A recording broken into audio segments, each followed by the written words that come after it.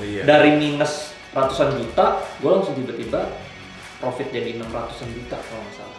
Bahkan ada satu saham nih yang cuan sampai hampir 40 kali lipat. Nah itu tuh yang saya pengen gali tuh ilmunya, karena si Bro Andri ini saya pernah lihat dia post gitu ya di Instagram dia, profit 2000% teman-teman.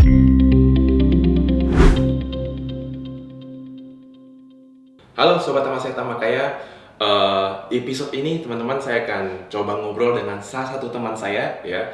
Ini gila banget teman-teman, karena saya melihat portofolio beliau ya, pernah cuan dari satu saham sebesar 20 kali lipat teman-teman. Jadi saya aja sendiri belum pernah cuan sampai 10 kali lipat gitu ya, apalagi 20 kali lipat. Nah hari ini saya ingin belajar langsung dengan beliau gitu, gimana sih cara analisanya gitu ya, strategi yang dia pakai itu strategi apa gitu. Terus kenapa dia bisa tahan sampai 20 kali lipat gitu? Apa sih yang dia pegang gitu, prinsipnya gitu. Jadi langsung aja saya coba ngobrol dengan teman saya satu ini gitu ya. Namanya adalah, halo Bro Andri ya. Yeah. Jadi beliau adalah seorang investor saham ya, pernah cuan sampai 20 kali lipat. Bahkan ada satu saham nih yang cuan sampai hampir 40 kali lipat. Benar ya bro? Iya benar. Wah itu gila banget bro. Dan dalam jangka waktu singkat. Betul singkat, ya? Iya. Lumayan singkat itu ya? Singkat. Baru mau 1 tahun ya, betul ya? Iya, 1 tahun. Nah, ini sebelum masuk ke saham-sahamnya nih bro, mungkin boleh nih Bro Andri sharing sedikit, kenalan lah ya, backgroundnya Bro Andri ini sebagai apa, mungkin pernah kuliah di mana, atau pernah kerja di company apa, boleh dong bro sharing sedikit background Bro Andri. Gua sih sebenarnya kalau pendidikan gua dulu di US ya, di Amerika, di San Francisco bro. Oke, US asli ya? Iya. Kalau saya kan US KW bro, United Singawang. Sama kayak Bro Andika ya? Sama. Okay. Nah, gue di US, gue 5 tahun lah kurang lebih. 5 tahun? 5 tahun. Okay. Gue S2, gue lulus umur 21.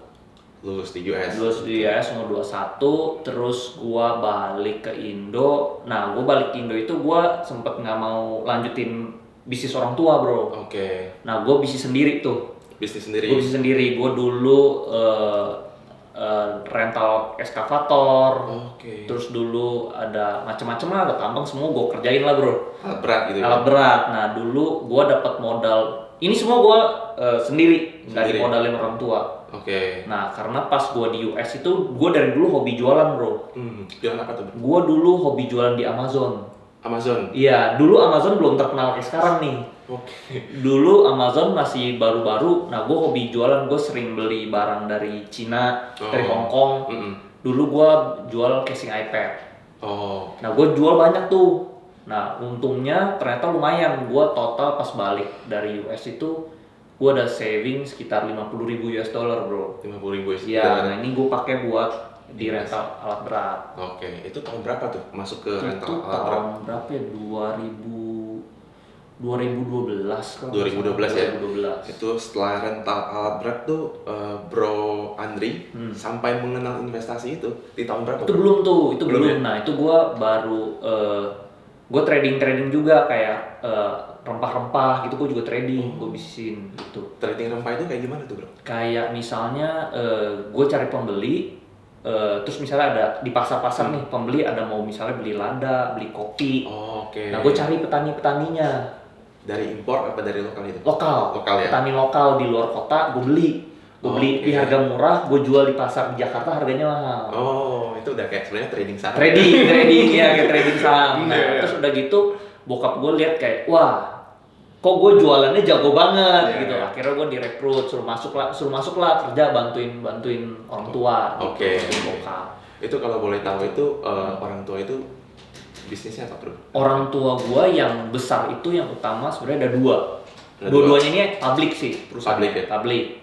IPO. IPO. Iya, satu itu yang orang paling tahu ya Bang Harda itu. Bang Harda. Iya. Nah, yang kedua itu kita ada perusahaan tambang juga, tambang kaolin. Kaolin. Itu juga sebenarnya IPO tapi pas krisis kita delisting. Dulu kodenya Aldi, iya. Berarti tahun 2008, yang krisis 2008 ya Bang? 998. 98. Iya, 98. Iya, berarti Tapi nanti ke depan kita mau listing lagi sih. Oh, ada rencana Iya, listing lagi. rencana listing lagi. Itu kapan tuh, Bro? Oh, itu. Rencana mungkin setahun 2 tahun lagi kita Setahun 2 tahun lagi ya. Iya. Berarti ini saya lagi duduk sama direkturnya. Betul. Iya, operasional. Bisa jadi begitu ya. Betul.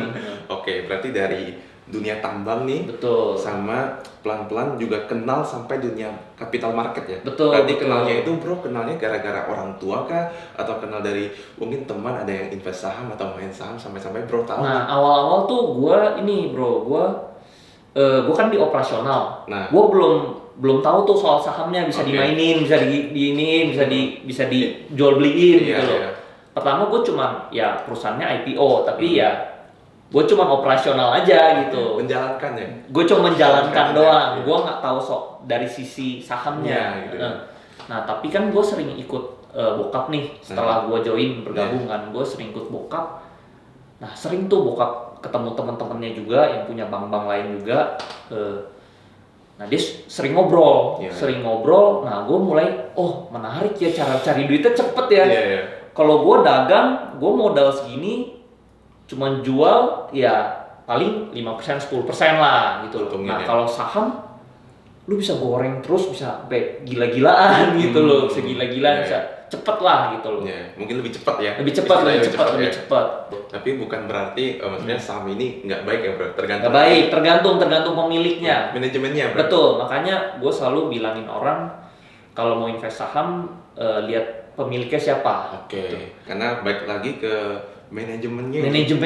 Betul. Kalau manajemennya nggak, misalnya GCG-nya kurang baik, buruk, itu juga menentukan ke sahamnya juga bro. Betul. Oke. Nah terus kita flashback. Pertama kali Bro Andri masuk saham itu pas tahun berapa nih bro? Nah, pas udah ikut bokap kan gue udah mulai ngerti ya, ngerti soal saham.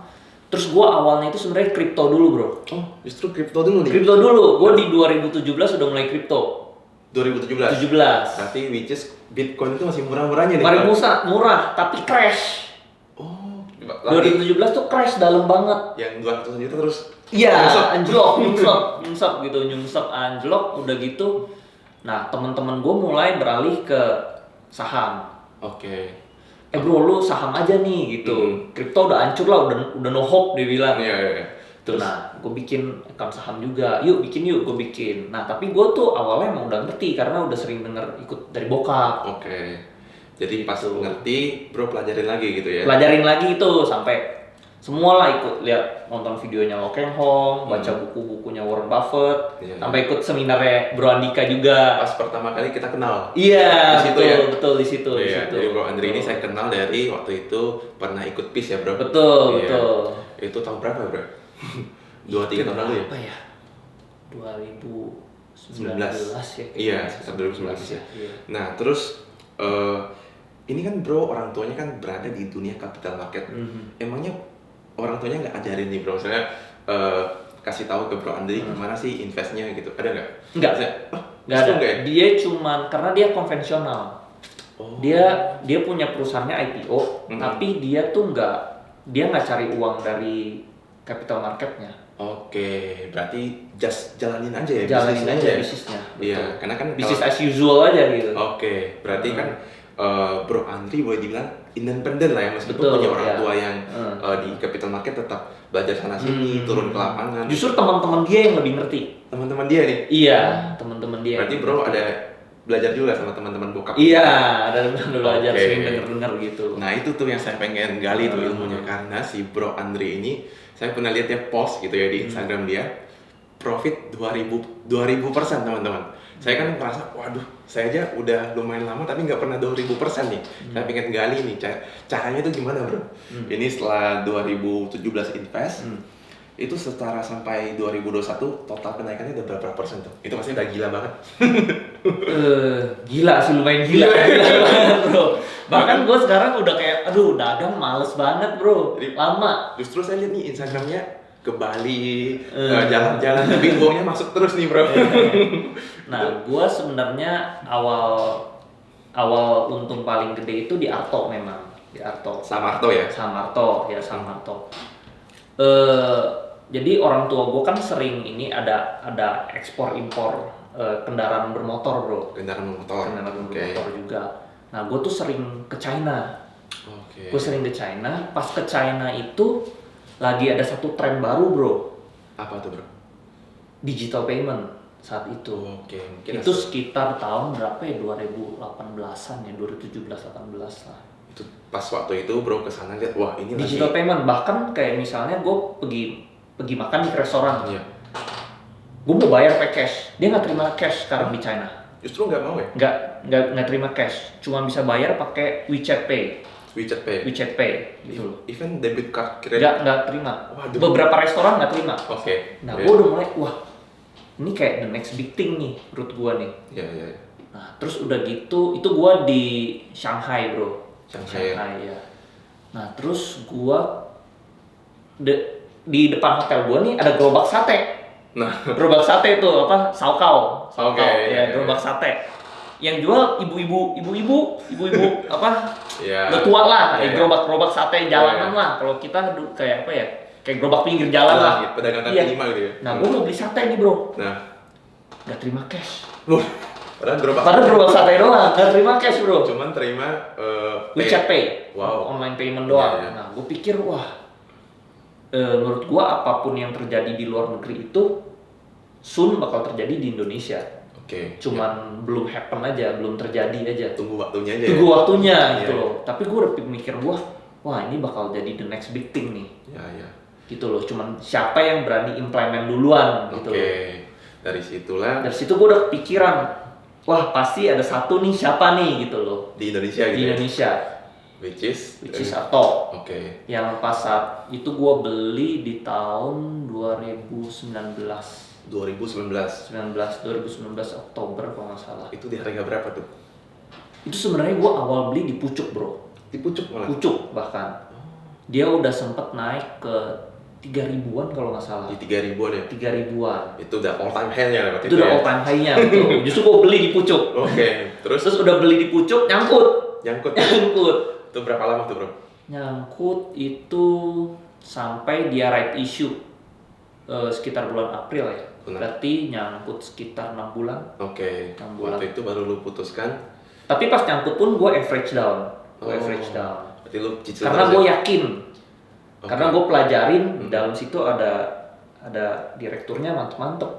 Terus investornya juga sadis-sadis gitu loh. Berarti pas lu masuk Gojek ini udah masuk belum bro? Belum ya? Belum, Gojek belum masuk. Nah, apa analisa lu ya yang membuat mungkin ada 2-3 poin atau 5 poin yang membuat lu memutuskan Arto is the next WeChat Pay atau Alipay gitu bro? Mungkin ada. Karena pertama gua lihat itu di situ ada si Patrick Julio. Karena dia investor Gojek nih. Gua udah mulai pikir wah ini kalau disambungin ke Gojek, ekosistem Gojek bakal gede gitu. Terus kedua, gue udah lihat tren yang di Cina itu, yang pas gue ke Cina. Digital payment itu. Nah udah gitu, gue kan orang tua juga di banking ya. Kita udah sering denger tuh si Jerry ini emang brilian lah di bank. Jago. Ya, emang lumayan lah, ngerti banget dia. Pernah ngubah. Betul. Dan jenius pun bagus banget. Iya betul. Gue yakin dia bisa copy ini di Arto nanti, jenius ini. Padahal waktu itu belum masuk ya ini ya, Pak Jerry Eng ini ya. Jerry Engnya udah ada ngomong, dia mau beli. Tapi belum masuk posisinya. Posisi belinya itu kalau nggak salah di November ya mereka ya. Tapi mereka udah ada sounding mau akuisisi.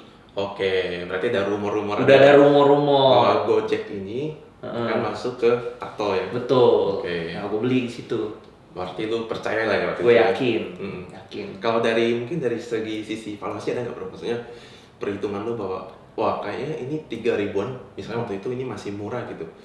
Menurut gua itu kalau saham yang baru diakuisisi itu, kayaknya kita nggak bisa terlalu lihat pembukuannya bro, karena kan dia baru diakuisisi kan, pembukuannya lagi merah, lagi jelek lah.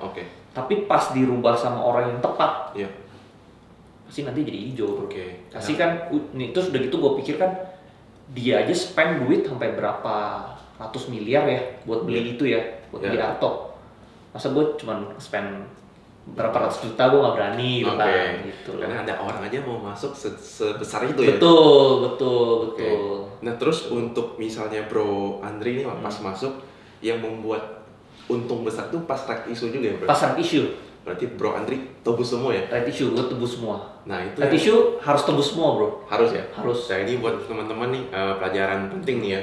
Kalau beli saham yang story-nya bagus nih ya, betul, ke depan, story-nya bagus. apalagi right issue-nya murah gitu ya, percaya dengan masa depannya perusahaan itu, harus kita tebus semua bro? Harus tebus. Iya, karena kalau nggak tebus rugi ya bro? Betul.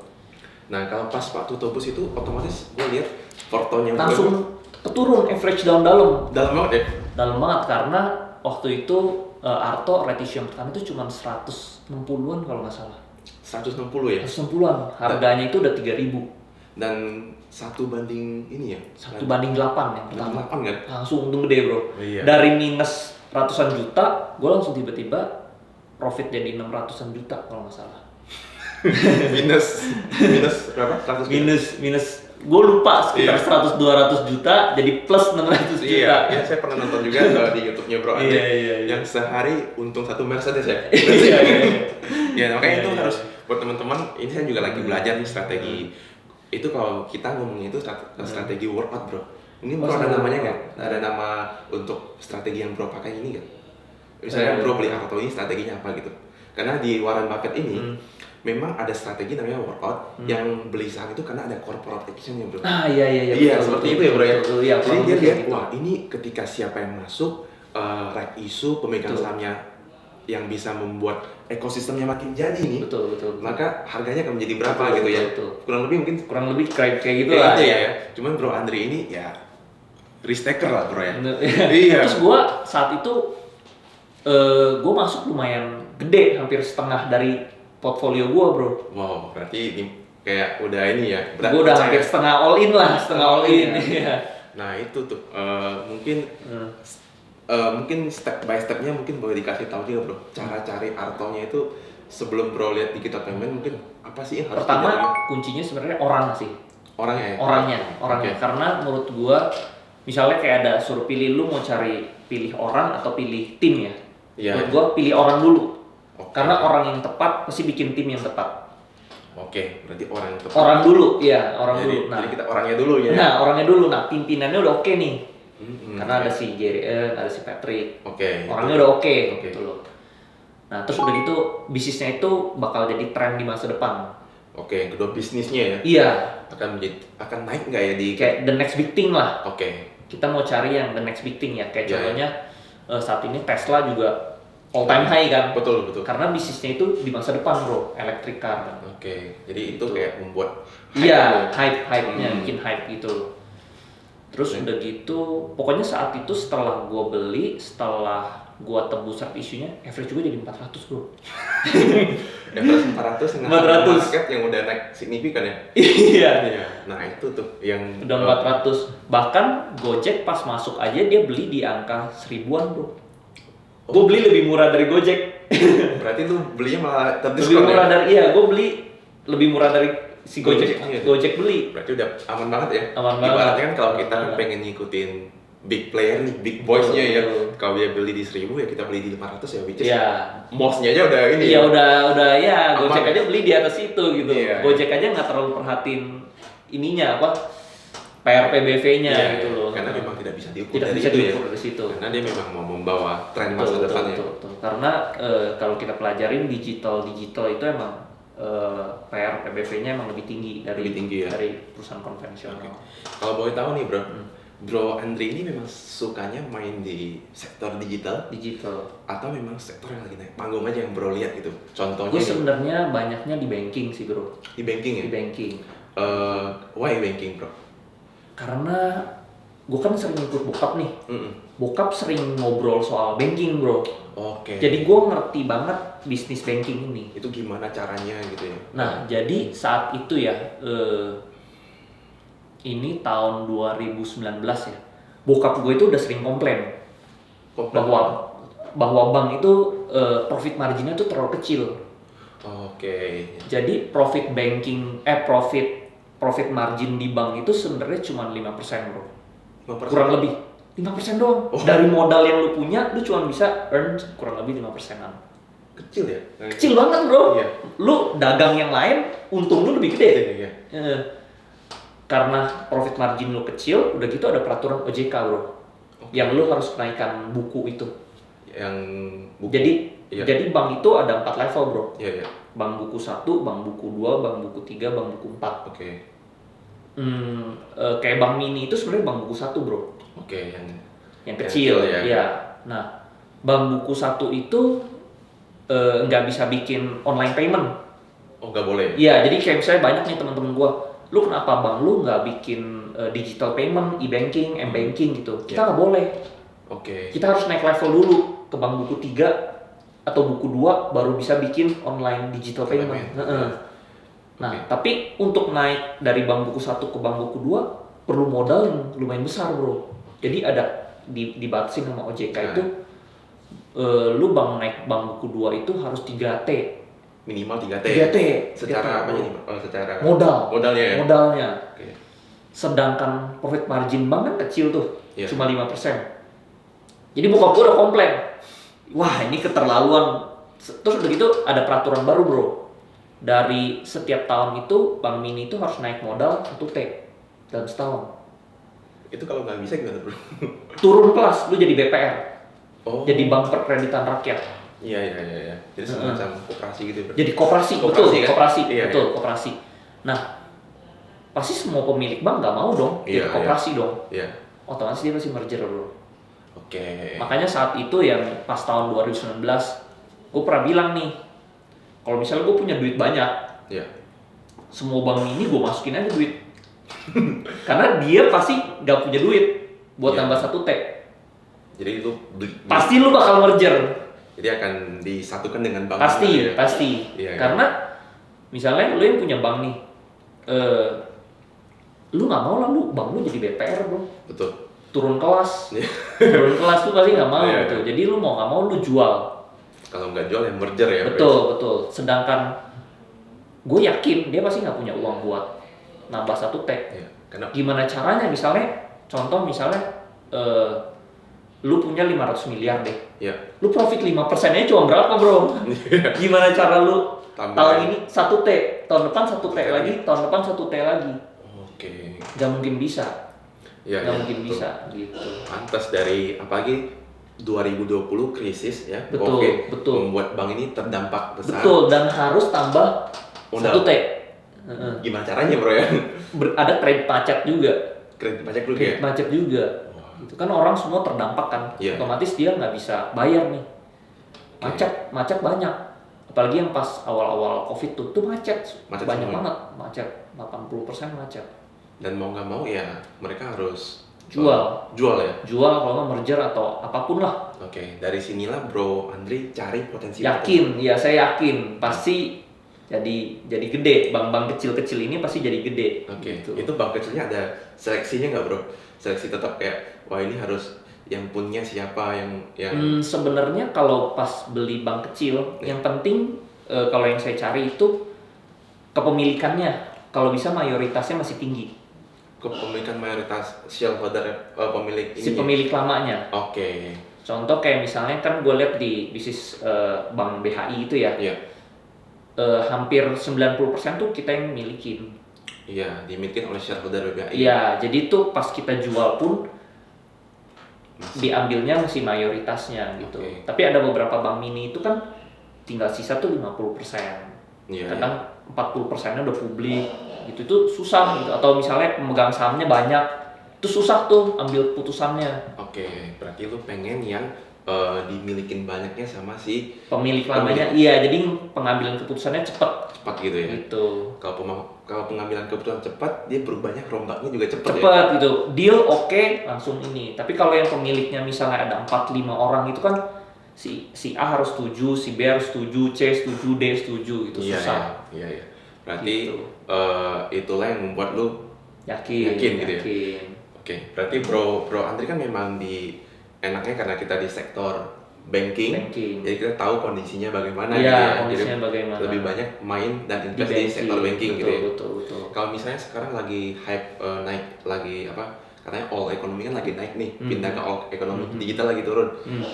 Bro Andri masuk nggak ke yang contohnya sektor komoditas gitu? Masuk. Tetap masuk ya? Itu kan soalnya cycle ya.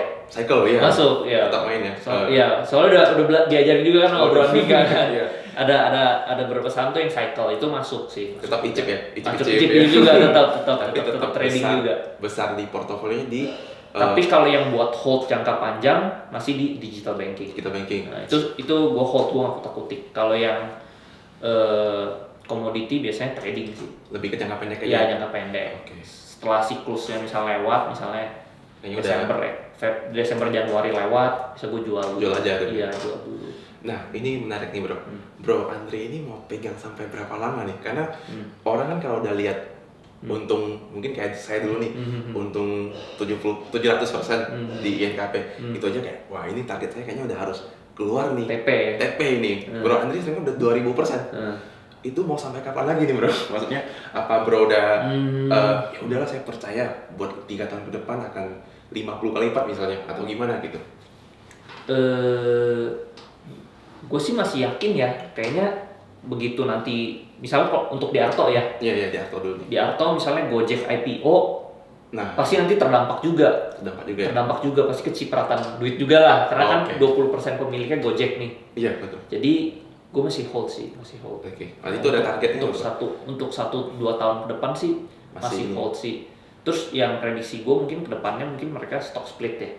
Si Arto ini karena harganya udah tinggi, dia stock split, ya hopefully sih naik lagi gitu loh. Kayak BCA kemarin gitu ya? Iya betul. Oke, berarti masih cerah ya? Betul, apalagi cerah. Banyak IPO yang mau unicorn yang mau IPO, betul. Itu malah berdampak baik juga bro. Dan yang sebenarnya gue incer banget itu yang menurut gue bisa untung gede itu dari right issue bro. Right issue ya? Right issue itu untungnya gede banget. Berarti boleh dibilang kalau ketika masuk ke company itu cari-cari yang ada right issue-nya nggak bro? Atau bro nggak tahu tiba-tiba ada right issue baru tebus? Kalau gue kan fokusnya di banking nih. Banking yang right issue gue masuk. Oke, banking right issue mau masuk?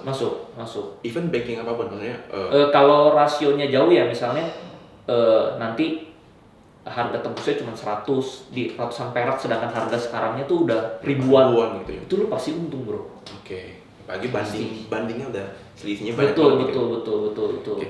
Itu buat teman-teman yang mau nonton gimana sih Arto untung apa sih Bro Andri untung 2000%, itu Bro Andri pernah sharing di YouTube-nya. Benar bro. Iya. Sampai di demo ini punya modal berapa, jadi berapa, tebusnya butuh uang berapa, dihitungin semua. Jadi menurut saya itu sangat bagus. Jadi buat contoh kasus ke pengen kita apply ke saham berikutnya gitu. Iya, betul. Oke, mungkin nggak terasa udah hampir 30 menit bro. Ada nggak bro sedikit pesan lu buat teman-teman nih yang mau invest kayak caranya kayak lu gitu? Karena kan orang cuma liatin profit lu nih bro. Apalagi di Instagram lu main aktif nih. Mungkin pesannya ya lu jangan cuma mau liatin ininya, tapi mau ngelakuin hal yang di belakang itu bro. Ada nggak bro? Sebenarnya sih kalau di invest saham itu jangan takut salah ya bro ya. Jangan takut salah ya? Jangan takut salah, lu harus coba, terus lu pelajarin, ya lu harus coba terus gitu, jangan takut gagal, jangan takut salah gitu. Justru lu belajar dari kesalahan kan? Kesalahan gitu, justru kesalahan terbesar gua beli saham di Bukalapak bro. Waduh. Hilang 1 Pajero. Satu Pajero ya? Iya. Ini gitu. Luar biasa nih, kayaknya viral tuh bro. Iya, viral. Saya lihat bro, ada yang ini ya. Sampai banyak hater juga bro. Nah, itu liatin di Instagramnya aja deh. Iya, gitu. Itu next kita cerita aja bro. Boleh. Next itu gimana ya? Boleh. Ya mungkin bro ada tambahan siapa tahu. Ya paling itu sih, jangan takut gagal ya, karena kan kata orang gunakan kegagalan kamu saat kamu muda gitu loh. Iya. Habiskan jatah gagal kamu pas kamu muda kalau kamu mau sukses gitu di nanti di usia tuanya. Setuju. Karena gimana pun Bro Andri ini masih muda nih. Cuman udah ya kok total portofolionya udah inilah gede lah bro ya. Enggak. Ya, jangan nanti lihat aja di sendiri di profit hariannya itu berapa persen itu, sampai berapa miliar per hari gitu. Nah itu udah bisa dibayangin berapa sih fund yang dikelola sendiri oleh Bro Andri gitu ya. Oke, mungkin itu saja sharing Bro Andri hari ini ya. Thank you Bro Andri udah mau datang ya ke kantor LandX ini jauh-jauh dari rumahnya sampai waktunya juga Bro. Semoga next kita bisa collab lagi. Boleh ya. boleh. Collab lagi. Siapa tahu bisnisnya ada yang mau record juga sama boleh tim, sama mentor juga ya. Iya. Oke, itu saja teman-teman hari ini. Buat teman-teman yang pengen tahu lebih lanjut, boleh follow Instagramnya Bro Andri ya. Nanti saya taruh di description ya. Thank you buat teman-teman, semoga mendapat insight baru dari Bro Andri. Saya ucapkan salam Tamaset Tamakaya. Bye-bye.